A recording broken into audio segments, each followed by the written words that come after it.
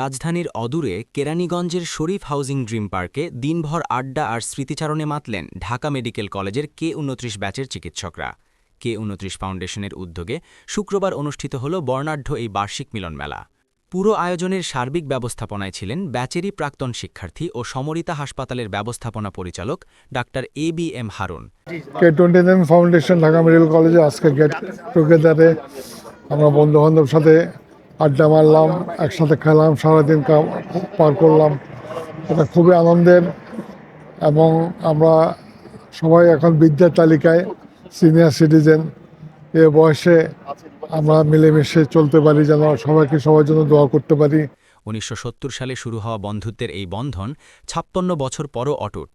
Doctor হারুনের নিপুণ তত্ত্বাবধানে সহপাঠীদের এই পুনর্মিলনী রূপ নেয় এক উৎসবমুখর দিনে। দিনব্যাপী এই আয়োজনে ছিল মধ্যাহ্নভোজ, মনোজ্ঞ সঙ্গীতানুষ্ঠান এবং জমজমাট র্যাফেল ড্র। গানের সুরে সুরে চিকিৎসকরা ফিরে যান তাদের ছাত্রজীবনের স্মৃতিতে। অনুষ্ঠানের আনন্দ বাড়িয়ে দেয় শরীফ মেলামাইনের সৌজন্যে দেওয়া বিশেষ উপহার সামগ্রী। সকাল থেকে শুরু হওয়া এই মিলন মেলা চলে বিকেল 4টা পর্যন্ত।